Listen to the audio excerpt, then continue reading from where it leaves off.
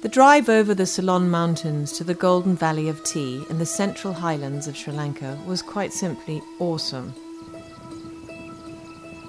Once you rise the 4,000 feet and submerge yourself into the rolling green hills, it's like being in another world.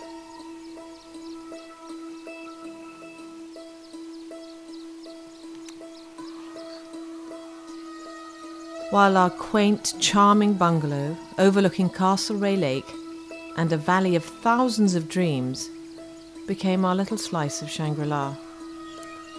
Not only were the views breathtaking from our lodge, but the cosseting, genuinely caring, warm and bespoke service made us feel both at home and blissfully spoiled with it.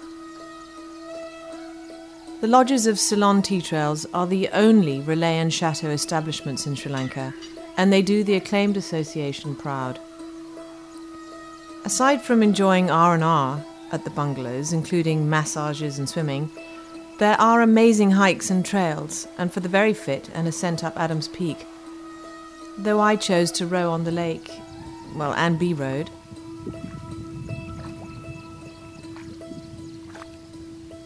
We enjoyed a meal or high tea at each of the 4 bungalows, but we also became far more familiar with just how the famous brew gets into our cups.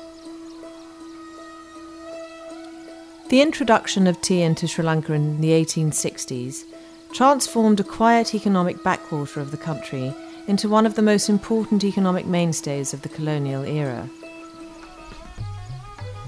I admired this quaint little Victorian stone church from across the valley, nestled quite alone on a piercingly jade-green hill with such perfect views. It really did offer such a profound sense of the small British community who left their blustery isles for an Asian idol. Of those who dreamed of coming here, lived here, and ultimately of those who died here. And I wonder too how many climbed the famous Adams Peak. We had an outstanding high tea on the Victorian terrace of perhaps the most authentically colonial and certainly the oldest of the lodges, Tien Sin, with glorious English-inspired gardens and magical mountain views. However, no one who lives here forgets that life here is all about the tea, and it's to the hands of these local Tamil women that the picking is entrusted.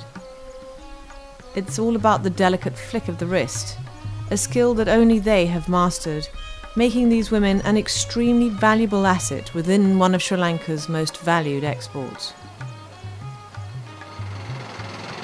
The rural hamlets housing colourful Hindu temples and modest makeshift homes, set amongst tropical foliage, mark quite a contrast to that of the old-world charm of the neo-Gothic churches, colonial lodges and Victorian railways.